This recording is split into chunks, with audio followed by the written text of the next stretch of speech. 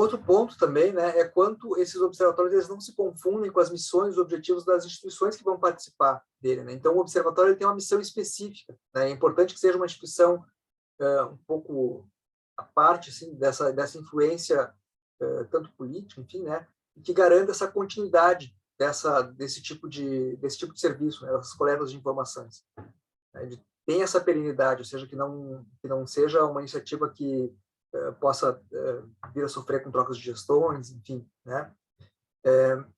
E por um outro lado também, né, muitas vezes não é justamente por ter essa missão de articular esses diferentes dados, né? Por exemplo, aqui no caso em relação ao turismo, ele vai ser diferente dos departamentos de estudo e de pesquisa das diferentes instituições que vão compor ele. Então, por exemplo, o observatório ele vai utilizar lá os dados da Agência Nacional de Aviação Civil, por exemplo, né? Ou os dados do Ministério do Trabalho e Emprego, ou do próprio Emitur, né? Mas ele vai coletar esses dados, né? Mas quem vai produzir isso são essas outras instituições, né? E, além disso, o observatório também pode estabelecer os seus próprios estudos, enfim, né? Então, o que eles vão fazer? Vão estabelecer essas linhas de pesquisa que vão nortear os temas de estudo e as ações do observatório, né? Isso em conjunto com o destino, né? Com a própria DMO. Procurar sistematizar e racionalizar essa coleta de dados, né? Garantindo essa realização das pesquisas, e vão centralizar essa informação e garantir essa confiabilidade também, né? De fazer essas conferências, enfim.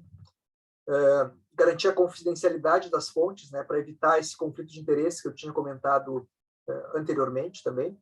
Buscar compatibilizar as metodologias com as iniciativas nacionais e regionais de monitoramento e de avaliação do setor, né? Então, seguir essas recomendações estatísticas, enfim, né? E aí a importância de ter também um pessoal de alguma maneira especializado em relação a isso. E também sensibilizar os prestadores da informação quanto à conveniência das ações do observatório em relação aos seus interesses, né? O quanto a eu divulgar essas informações, eu produzir inteligência, né? O quanto vai se tornar para aquelas instituições que vão fornecer os dados, por exemplo, aqui principalmente, né, os atrativos ou os hotéis, os restaurantes, enfim, né, os atores privados do turismo, o quanto é conveniente para eles fornecer isso, né? Porque é um processo muitas vezes complicado, assim, essa relação, né, de uma rede. Comento isso porque trabalhei diretamente num processo assim, a gente pode comentar depois, conversar um pouco isso no nosso encontro síncrono, né? E aí, então, esses observatórios, né, eles vão estabelecer, vão ser vinculados a um fórum de turismo, vão ter indicadores que muitas vezes são da própria região, né, ou enfim, locais, alguns mais externos, né? Então, eu tenho eu quis representar aqui com esse diagrama, digamos assim, né? É o quanto eu vou ter instituições que vão estar muito próximas fornecendo os dados, né? E quanto eu vou ter instituições que vão ser de dados secundários, enfim, e outras que vão ter um papel muito mais de consumidor, talvez, dessas informações que o observatório gera, né? Então, como esse vínculo e essa articulação dessa rede vai acontecer com uma certa diferença de intensidade nesse sentido, né? E, por outro lado, aqui também, né, então eu tenho alguns indicadores que eu vou ter um monitoramento contínuo e outros que vão ser objeto, né, de estudos específicos, né? Principalmente, por exemplo, aqueles estudos de demanda para identificar, por exemplo, o perfil da demanda de algum determinado público, seja, não sei, por nacionalidade ou por algum tipo de interesse, né? Um evento, por exemplo, né?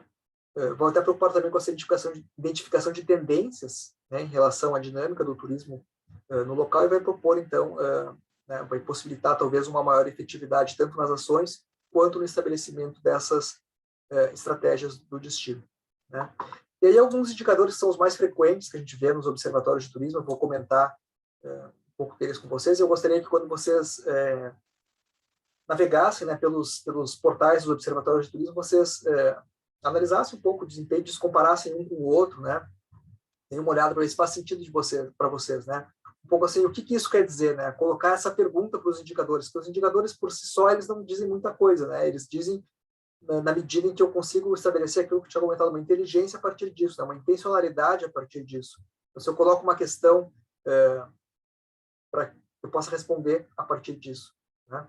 Então, por exemplo, um clássico, né, é a questão do desempenho da hotelaria, e é coletado, em geral, a partir, seja ou de parceria com os sindicatos de hotéis, né, ou com o boletim de ocupação hoteleira. Em alguns, enfim, por lei, né, ele é obrigatório, mas essa coleta fica por conta dos estados, e aí depende de como é que cada estado faz essa coleta. Tem alguns que automatizaram, outros não, enfim, né, cada um tem a sua dinâmica, né, mas, enfim, de alguma maneira, né, o indicador são o desempenho na hotelaria, seja a partir de ocupação, ou seja, o número de UHs, né, de quartos ocupados, né, naquela noite, enfim, ou naquele período de referência, ou o RevPAR, que é a receita gerada por quarto, né, que é um indicador que muitas vezes o pessoal prefere, porque a ocupação, eu posso ter, enfim, a ocupação, por exemplo, de um hotel, uma categoria de luxo, vai ser sempre, em geral, né, vai ser menor do que um hotel econômico, digamos assim,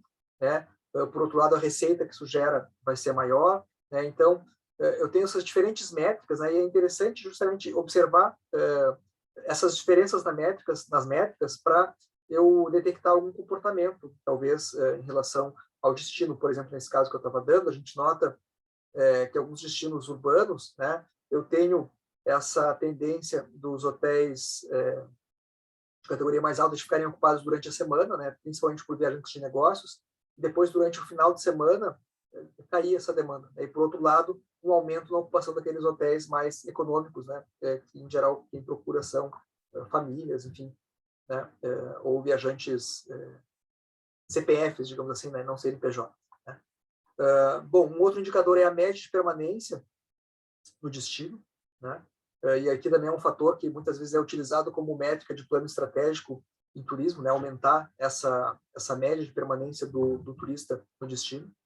Alguns outros estão tem os indicadores de hotelaria, né, e enfim, por muito tempo são muito utilizados, né, em relação ao desempenho do turismo, mas que hoje em dia começa a ter um certo questionamento, inclusive por essas novas formas de hospedagem, né, como os aplicativos de próprio Airbnb, né, ou outros agora, né, outras formas de ocupação, né, os aluguéis por temporada, enfim. Né.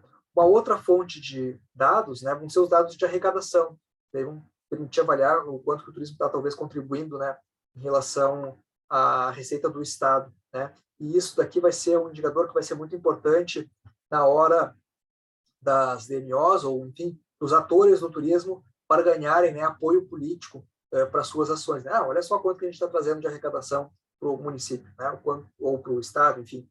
Né? E aí alguns impostos são vinculados a isso, ao ISS, né, o ISSQN, em geral, vinculado ao município, né, ou ICMS, vinculado ao Estado. Então, quem fornece esses dados aqui são as secretarias de fazenda do município ou do Estado. Né? Disso que a gente chama de ACTs, que são as chamadas atividades características do turismo. Né? Então, o que seriam essas ACTs? São, por exemplo, essas atividades de hotel, de hospedagem, né? Serviços de alimentação, serviços de transporte de passageiros, serviços de eventos, né? O aluguel de equipamentos para eventos também, enfim, né? A organização de eventos, as atividades vinculadas à cultura, né? Como museus, como parques e ao entretenimento, né? Parques temáticos, zoológicos, enfim, né? E também as atividades de agências de viagem e operadoras turísticas. Né? Então, esse seria um conjunto das ACTs. Né? E é interessante observar, né, que cada atividade dessas ela recebe um código, né, dentro de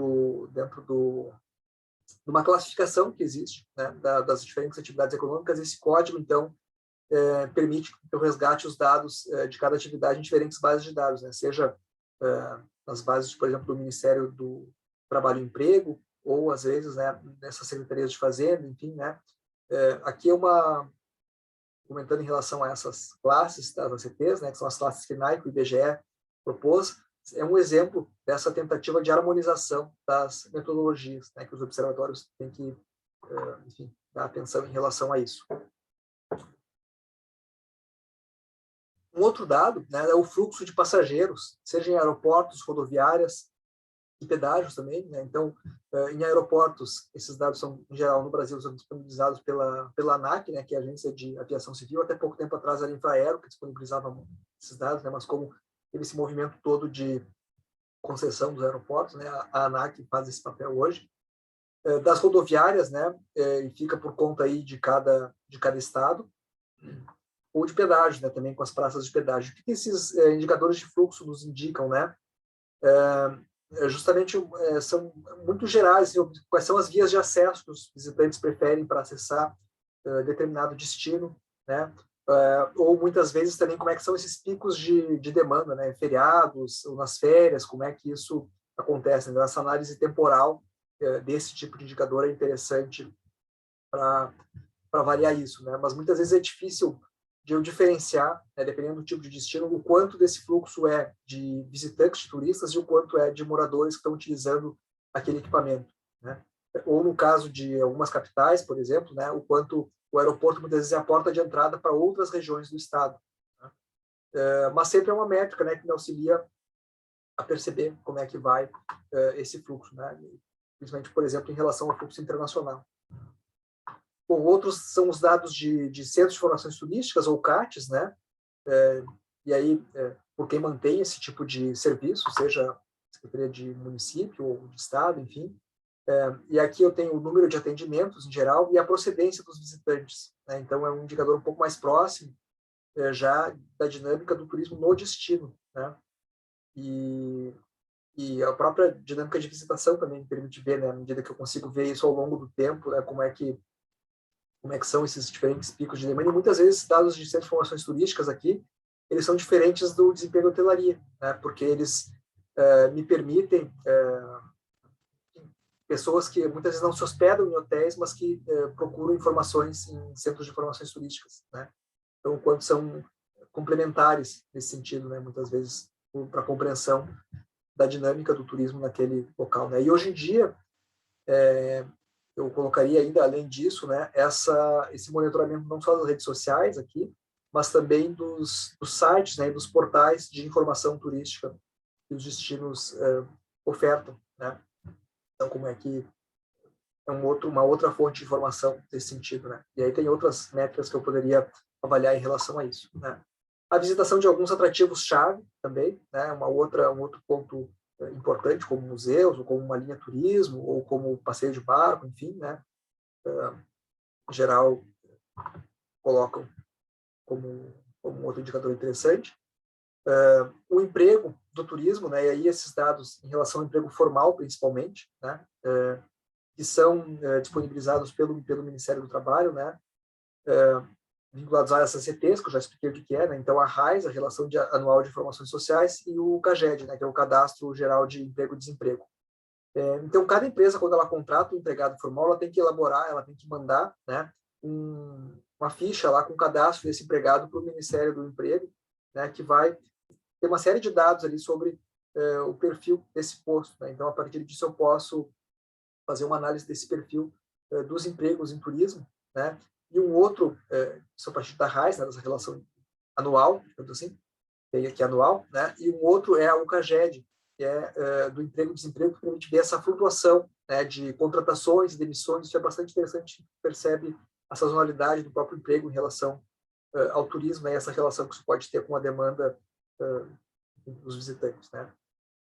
Um outro indicador são as empresas do Cadastur, e isso avalia, em geral, o nível de formalização do turismo de destino, né? Se eu comparo o número de empresas que eu tenho na RAIS, né, os estabelecimentos que eu tenho na RAIS, com o número de empresas que tem o Cadastur, né? E aí, para além desses indicadores que, em geral, são de monitoramento contínuo, digamos assim, né? Em que, a partir deles, eu posso estabelecer algumas análises ou, justamente, depois fazer questões a posteriori, né? Bom, essa produção de inteligência, eu tenho também a produção de pesquisas de demanda e de oferta, né? E aí são investigações mais pontuais para compreender a dinâmica do turismo naquele destino, né? E também sondagens empresariais para ver como é que é a percepção, enfim, do trade local sobre o turismo, né, nos próximos meses, ou, enfim, isso é muito... Quem faz isso, por exemplo, é o Ministério do Turismo, né, em relação para buscar direcionar, digamos assim, a intenção de investimento, né? Enfim, então esses aqui são alguns dos indicadores mais frequentes, né, que a gente percebe nos observatórios de turismo. Se a gente for ver, essas aqui também são as fontes que são utilizadas nos planos de turismo, né, nessa análise disso, né. E na sequência, então, eu coloco para vocês essa navegação que eu fiz em relação aos diferentes observatórios, e eu gostaria que vocês fizessem, né, entrassem nesses diferentes portais, né, e avaliassem isso, tá certo? Então, até mais, até o nosso encontro. Sim.